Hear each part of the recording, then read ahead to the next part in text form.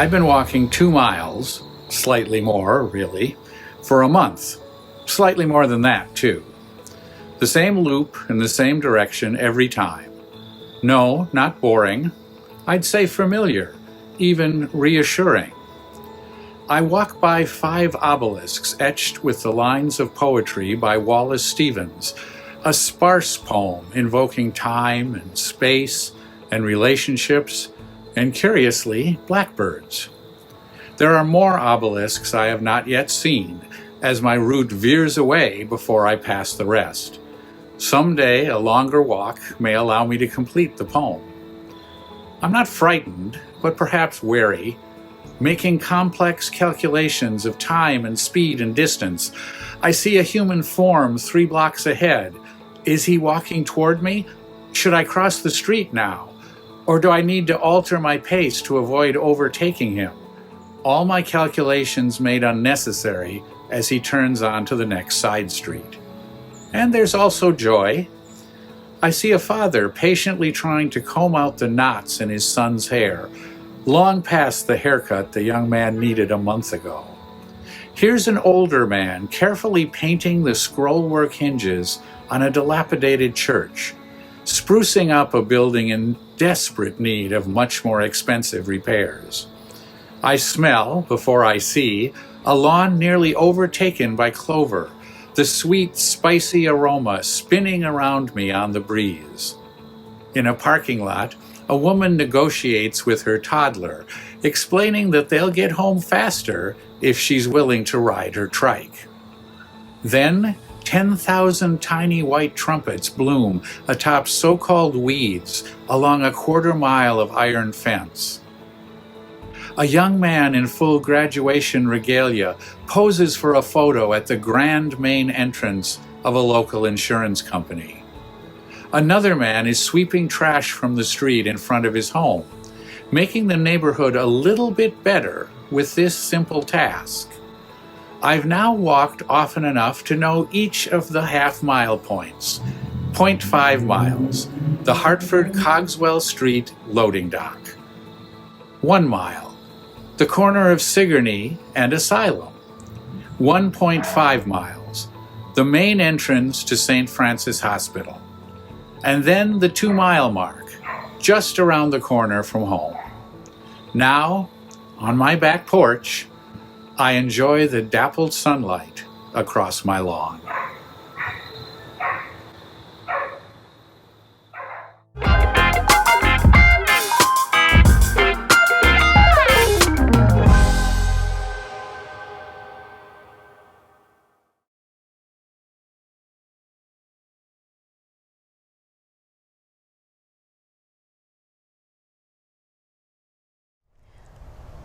Mother Nature's been awakened from her long sleep. This decision was not by Father Time's decree.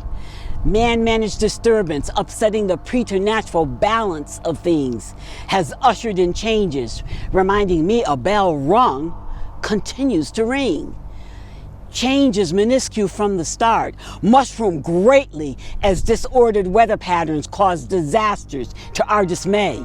Political denials can't blind us to the cataclysmic results in all quarters of the world on any given day. Wildfires consume forests and cities. Plumes of pollution fill the air. Raging tornadoes skip across desecrated land, leaving nothing but scorched earth everywhere. Torrential rains pelt streets as soaring waves claw greedily at the sand. Cars disappear under rivers that race over what was once dry land. Basement furniture floating from room to room as subways vomit rainwater, stopping trains in their tracks. Struggling pedestrians catch rides on airboats, afraid to look back. Angry winds beat upon homes with a fever that's fierce, ripping trees up by roots and tossing them here and there, devouring highways as if they were a snack, leaving watery graves that cars fall into, then refuse to give them back.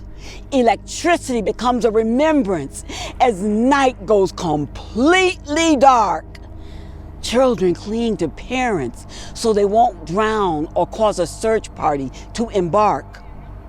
Next morning, crippled homes, leaking tears as last night's floodwaters slowly recede. Many homeless cling to prayers, waiting in long lines for drinking water, and the lucky ones might buy gasoline. Baking sun smiles mercilessly upon battered citizenry who, frustrated, make decisions about how to proceed. A few minutes cooling in cars, then returning to hothouse blues, dismayed by nature's fury and her demands to extract from them what she considers to be her due.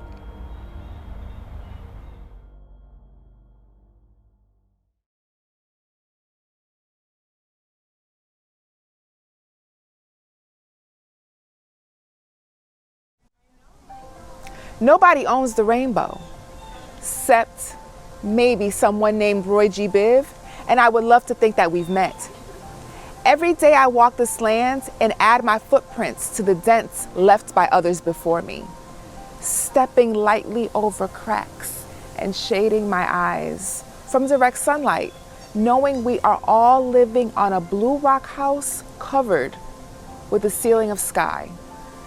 Somewhere far away, but really in this earth house nearby, a soul is reaching out a hand to me, and somewhere near you, a soul is doing the same. And standing in candy mist and under torrential downpours, we wait. And then the sun comes up, and no matter where we are, far from each other laughing, close to each other crying,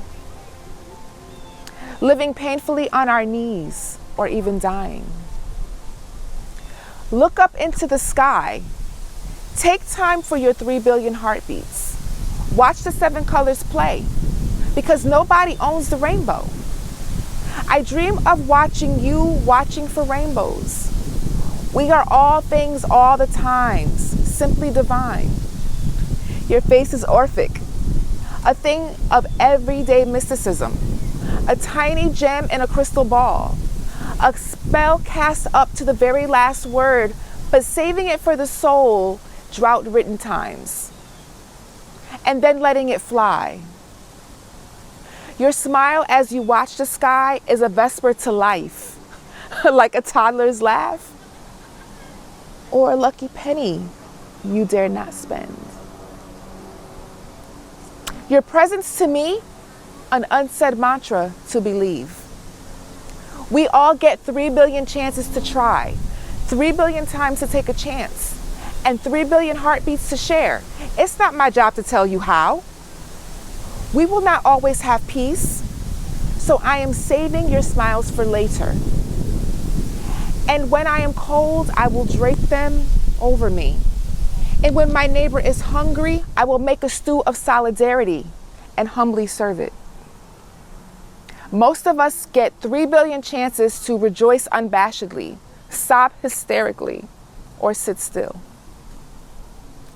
I will not spend this wealth of time cloistered in the silence of pain, where the only music is a lonely iambic beat. Imagine a place where your heartbeat in a septuplet of colors instead. And I know you are that arced vision in the sky. No two beings can stand in any spot, exact or not, same time or not, same mood or not, and look at the same rainbow. It's never the same thing twice. So no soul can say, yes, it's mine, reach out to snag it, and someone else's turn to use it. Nobody can reach the end of the arc. Nobody sees the end of the sevenfold prism. And nobody ever slides to the end, folds it up, and takes it home. That light and those 7 wonders belong to you, and you, and you, and you, and him and her, and they and us, and even the people we see every day but never see at all. Grab that gold and then not share. Hoard that loot and shout, life's finally fair. Can't do that. No, just can't. I can, however, for I am the greatest of man and also the worst. Hold tight this line of sight and pass it to you when you need it, be you asleep or awake, here or anywhere. We can all share the same dream, but we can't hoard its beauty, 'cause nobody owns the rainbow. Your smile as you watch the sky is a vesper to life, like a toddler's laugh or a lucky penny you dare not spend. Your presence to me is an unsaid mantra to believe. We all get 3 billion chances to try, 3 billion times to take a chance, and 3 billion heartbeats to share. It's not my job to tell you how. We will not always have peace, so I'm saving your smiles for later. And when I am cold, I will drape them over me. And when my neighbor is hungry, I will make a stew of solidarity and humbly serve it. I'm going to grab your hand wherever you are, because sighted or in total dark despair, I see you. I'm going to turn the music to toddler laughter. Feel a misty rain on my face. Look up and watch my same different, same vision with you all. Because while some think we own our corner in the sky, nobody owns the rainbow.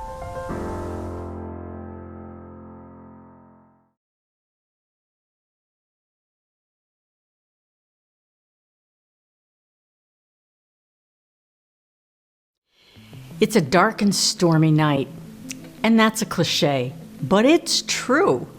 All our nights have been dark and stormy for the past 48 years and 25 days. I keep count. It's funny, or it would be if it weren't so sad.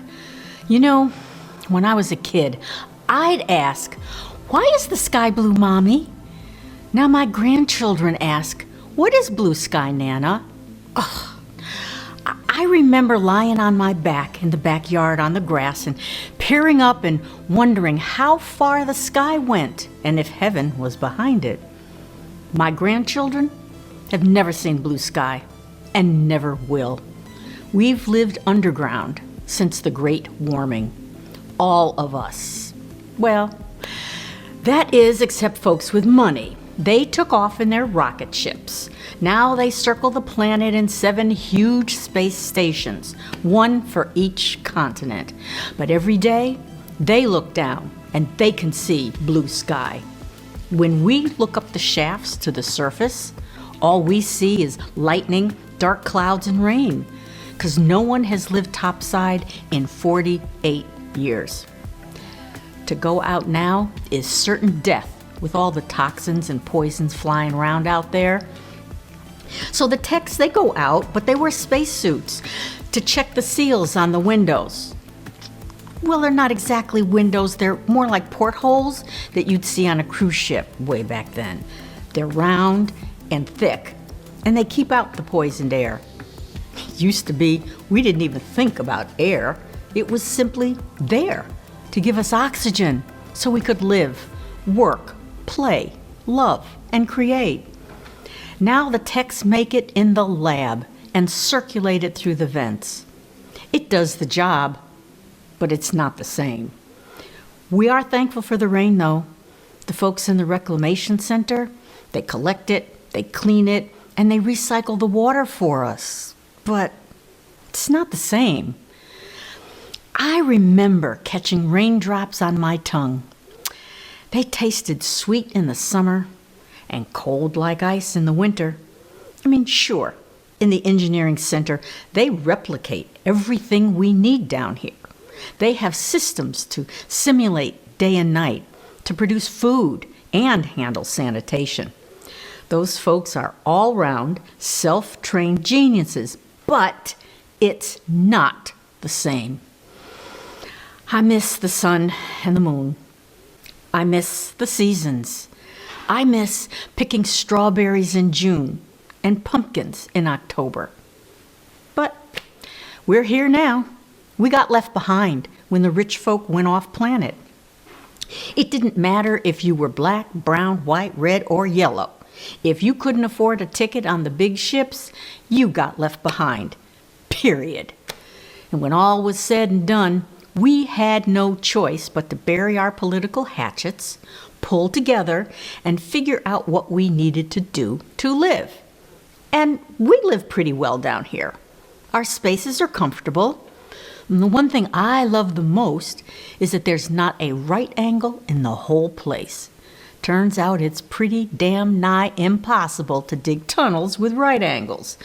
But I've always loved curves and arches, so that part of living down here feeds my soul.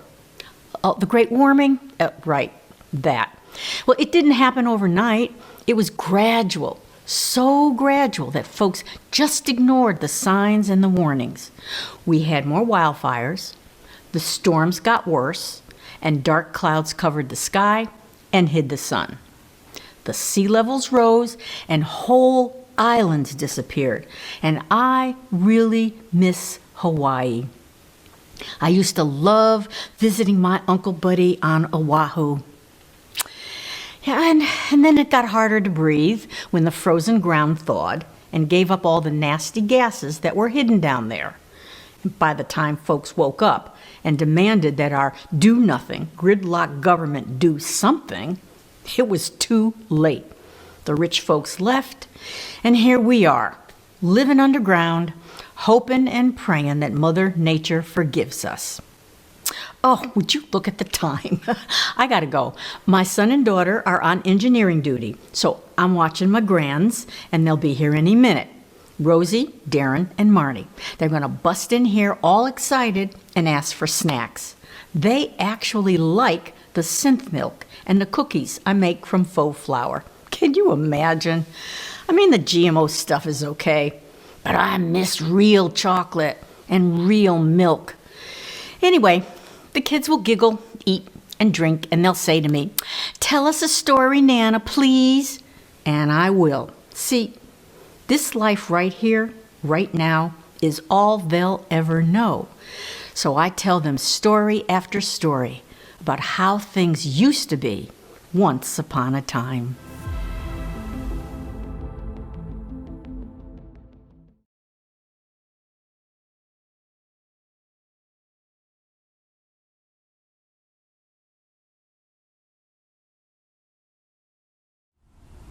One of the things that made Trent Street a wonderful world were the trees. There were 3 on our short block of about a dozen houses. They served as important landmarks. The trees were all on my side of the street, so we always had some shaded space that the people across the street didn't. All of the aluminum awnings of the 1950s and 60s hung on that side, where the even number houses stood. The first tree was a majestic maple directly in front of the house to the left of mine. It was higher than the roofs of the 2-story houses by at least another story. It was wide enough that children could circle it to play Ring Around the Rosie and kiss the trunk. And the roots had started to push the sidewalk up just a little. That tree was the base for playing tag and any other game. It's where the seeker had to lean and count for hide and seek and to go. On summer days and nights, the leaves were a million little fans pushing the breeze towards the porch. I loved looking up into it as I lulled myself on the front porch rocking chair. My favorite was watching the leaves and branches bend, twist and twirl like a mini tornado during a storm. I never got to watch much of this because my mother would always come in and yell for me to get in. "Regina, are you crazy? Get back in here before you get struck by lightning. You lucky you didn't grow up down home with Mama." We had to get under the bed and pray until the storm was over. The second tree was the twin sister of the first maple, and it was in front of the house right to the right of mine. It was Ella Kidd's house, just across the driveway from me. That tree belonged to me, Lisa, and Ella. It wasn't the base for any of the neighborhood children's games. It was reserved for our games of hopscotch, jump rope, and double dutch. And we named her Mabel Maple. Mabel lifted the sidewalk more than the other 2 trees, though we hardly noticed it. And we were growing right along with her roots. Our gait and jumps just naturally partnered with the changing elevation of the sidewalk. We had sole right to collect her fall leaves and iron them on the wax paper and hang them on the walls and refrigerator. Her breeze was for us, but we had to share it with Ella's brother and sister, Sonny and Carol, and her parents, Miss Alice and Mr. Luther. Yet and still, Ella, Lisa, and me got the most benefit of Mabel. Sonny and Carol were too young to play without their parents' supervision, and they couldn't come out until Mr. Luther or Miss Alice got home from work. They usually just caught the tree breeze after dinner. The final tree was at the end of the block, another 7 houses down, far away at the end of the world. It was a tall oak tree and marked the school bus stop. Now, I didn't know that tree very well, but we did sometimes collect acorns as we waited for the bus. As little kids, we weren't allowed to go very far down the street. Mabel was the first to go, cut down in our prime and hers. The men just came and did it. We cried and jumped up and down and asked why. We were Amazon warriors watching our rainforest be destroyed. One of the men calmly reported that the tree was damaging to the sidewalk and it was cheaper for the township to cut it down than to keep fixing the sidewalk. They never fixed the sidewalk. They just murdered Mabel, chopped her up and drug her away. Mabel's sister was taken next, and finally the old oak. Then they finished off the rest of the few trees in the neighborhood, 1 block north and the block south of Trent Street. I didn't question it at first. I accepted it. My parents explained lots of things to me with the bottom line of saving money. So okay, the township of Ewing couldn't afford to keep our trees. Although everything about Trent Street looked and smelled and sounded like it was in Trenton, New Jersey, the technical truth is that we became part of Ewing Township in 1959, just in time to have us bused to the upper middle class white school district of Ewing. We rode the school bus K through 9 for 12 miles each way and took the city bus a walk from grades 10 to 12.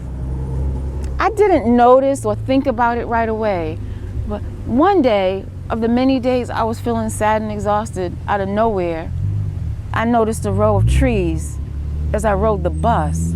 We were well into suburbia, and the further we got away from my neighborhood, the more trees.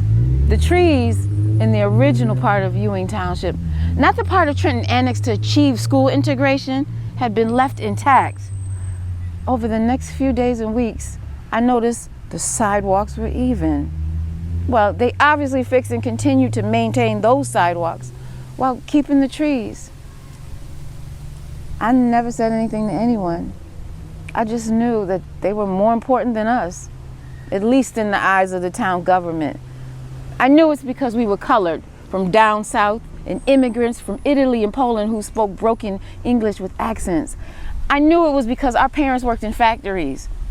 Later, I would come to know that we were not a priority for police protection or response, the school system, hardly anybody or anything. The taking of the trees was my first lesson in disparity. Black lives, immigrants, and working class lives don't matter, at least not as much. I suspect that my story is a microcosm. I'm just letting my eyes roll back in my head to return the film. Every time I was old enough to make my way to downtown Trenton, there were a few trees to see. There were few in the fenced-in yards of owner-occupied homes. None in the public area, none lined the streets. Litter and dog poop lined the streets. Other days, I took the bus to hang out in Princeton, only 12 miles from Trenton. The further from Trenton, the closer to Princeton, the more trees, well-maintained trees and sidewalk. Thick smiling trees greeted all who entered. There was green everywhere. Ivy climbed the brick walls of Princeton University and several other buildings. It was never quite as hot in Princeton. I suspect that this story is a microcosm of a macro injustice. And I wonder how many little children were made sad, devastated, even traumatized when shown that they didn't even deserve nature.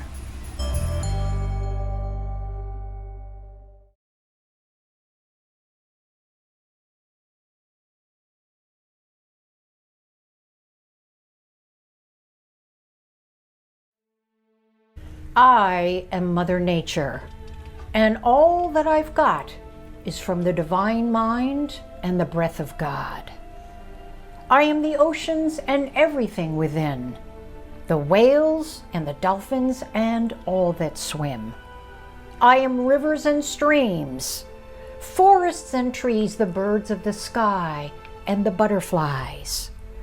I am mountains and valleys, all of this earth. I witness all deaths. I feel all births. I am the gentle mouse and the lions that roar. At night while you sleep, I speak with the stars. What are you doing? Please don't pollute my land. Listen here, Mother Nature. Let me make myself clear. Don't care what you say. I have no fear. Don't bother me where I throw my trash. Get off my back. I've got to cash. I own the politicians. They do what I say. Don't mess with me. Just do it my way. I'll pollute your waters. I'll destroy your land. I'll dump waste in the oceans for my business plan. I'll buy most of your land. I'll own you too. Now get out of my way and don't tell me what to do. I'll cut down your trees. I'll pollute your air. Makes me no difference 'cause I just don't care. I'm the superstar. Who do you think you are? While you're standing there, I'll put out my cigar. I'll walk away like I've done in the past. Don't you say another word, and don't you give me no sass. I'm in charge, and don't you forget it. Leave me alone, or you'll live to regret it.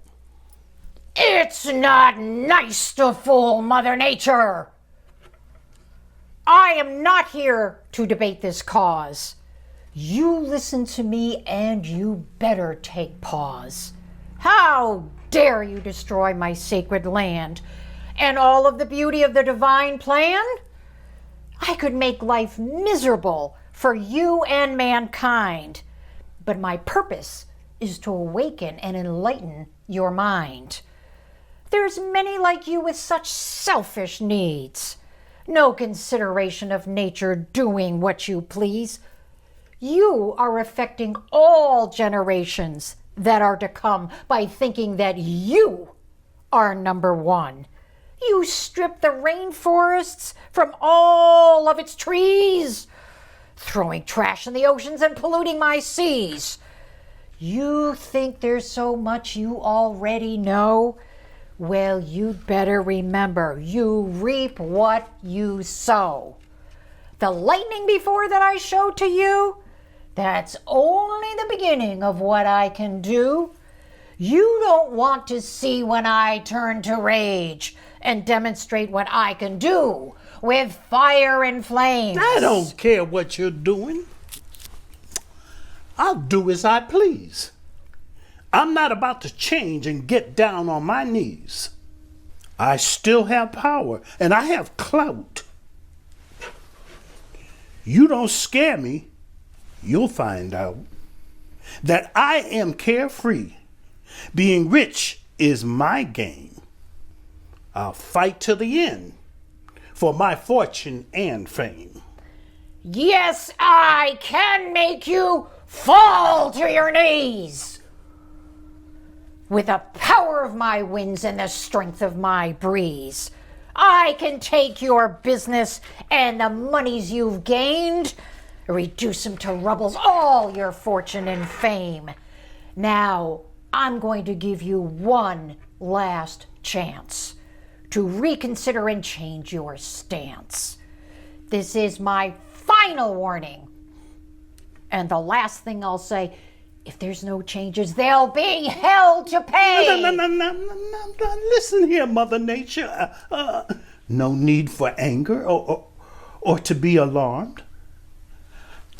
I'll consider changes, though I've had doubts.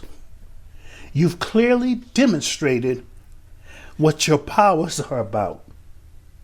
I need to go beyond and shift my mission to include a more expansive vision. I was being selfish, thinking about how to get rich. I know this old pattern needs to be switched. Well then, won't you at least listen to me? Yes, Mother Nature. Now I can see. We need each other, Mother Nature and man. Working together is the divine plan. I'll start by picking up my trash. And through recycling, you can even make cash, I will stop polluting oceans and waters. which provides healthier lives for our sons and daughters. And by doing that, we can restore the original plan.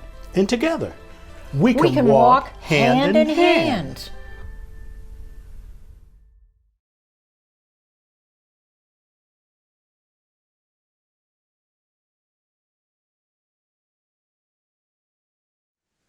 Today we sit in our rocking chairs wondering if weather is a homonym, wondering whether it will rain or snow, or whether the wind will blow through my teeny weeny afro,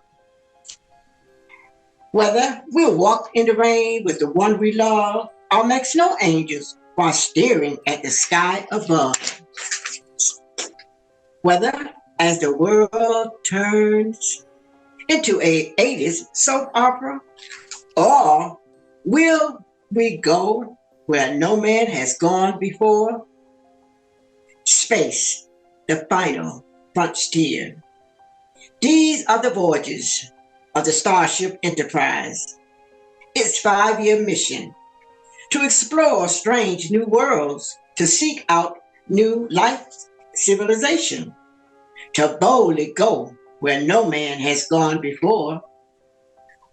Whether we walk in the middle of Times Square on a bright and sunny day, or whether we take in the stars among a clear blue sky while lying on a pile of hay, whether we hear the rain against our window as we sit quietly during a storm, whether you look up and see no rainbow today. Have patience, my child. The weather will change. And you will have your pie in the sky to feed you for life. At some point, our conversation drifted to the question of whether the weather has anything to do with global warming, or is it just simply a change in the weather? Today, we hear a lot of talk regarding the change in the weather, and we see the effect of weather change. Does a change in the weather have a change in mankind? Does it change the hearts of mankind? Because like the weather, a change of heart can be destructive. The evil behavior of mankind can cause God pain. There has been numerous debates of whether God is in control of the weather we enjoy. What is your opinion? For me,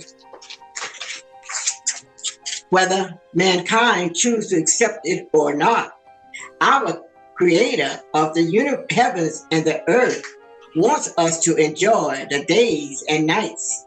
He wants us to enjoy the weather, whether it's cold or hot. He wants us to enjoy shade from the big oak tree that sits in the middle of Keeney Park. The Lord is slow to anger and great in power. His ways is in the whirlwind and storm, and the clouds are the dust of his feet.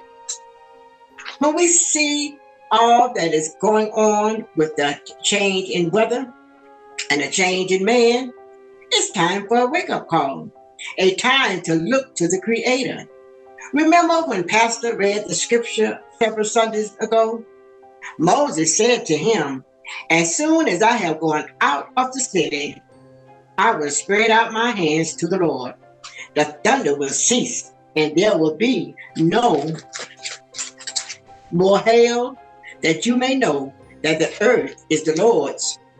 Whether It's when the night falls or the day rises, there will be a change in the weather. There also will be a change in the hearts of mankind. I feel sleepy now. So let's just rock some more and wait for the weather to change. Weather, well, is a homonym. So let's just wait and see how today the weather will rearrange our plans.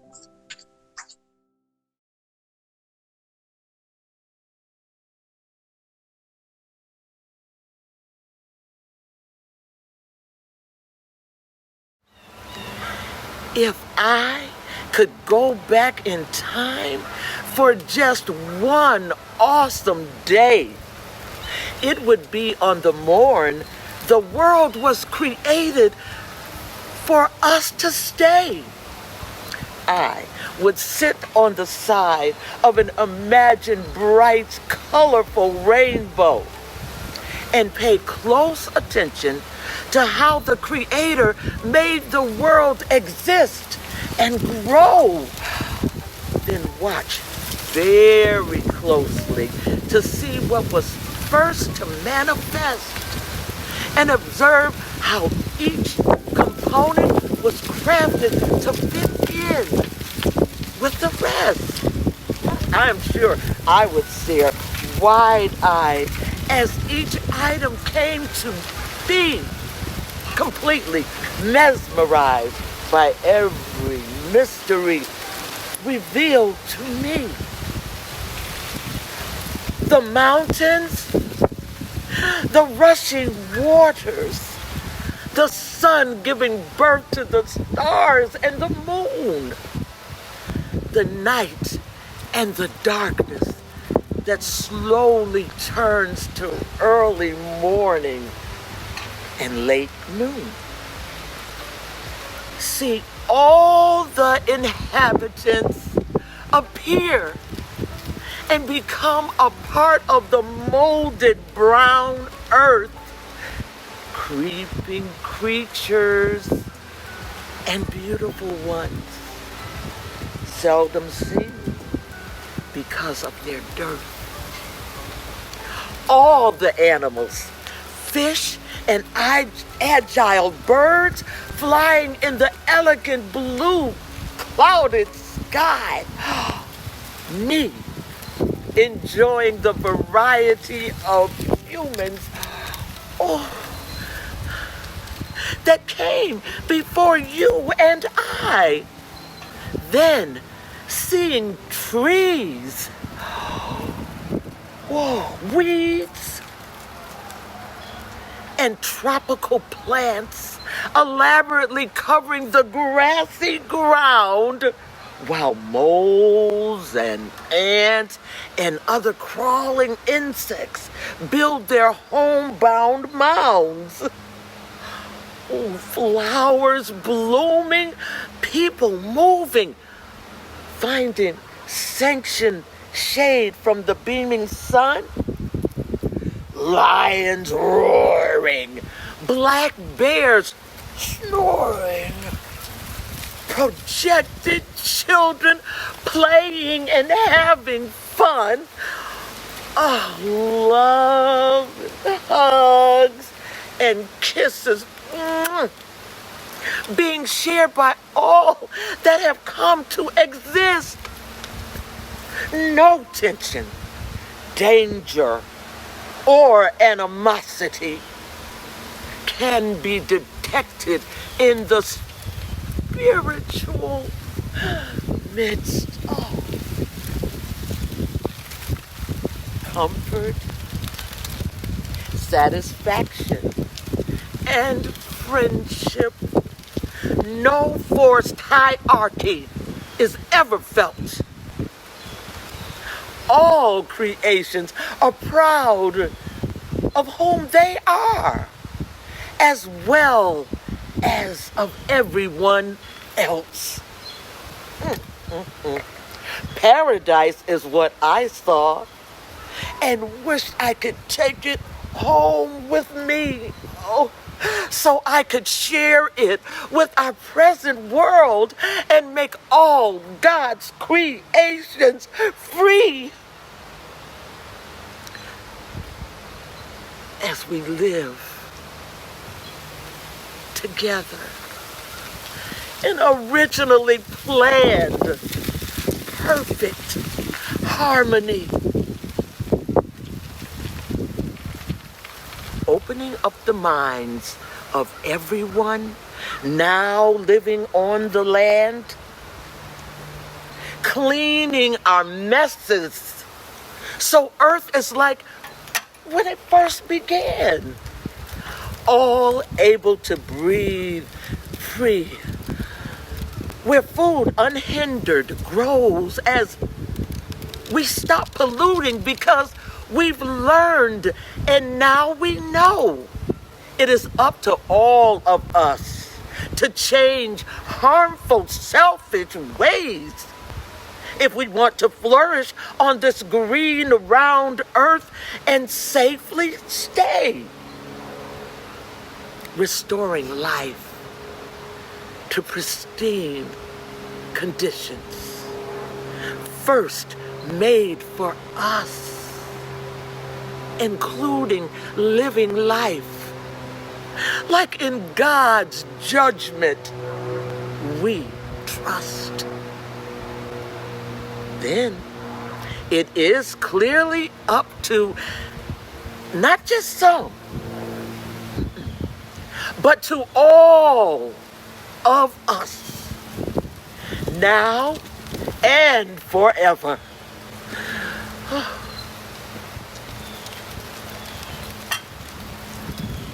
Then I woke up and shook my head sadly because of our present man-made reality. Oh, well, the Creator did what was needed to do. And now it's up to me and you. Oh, don't wait until it is too late.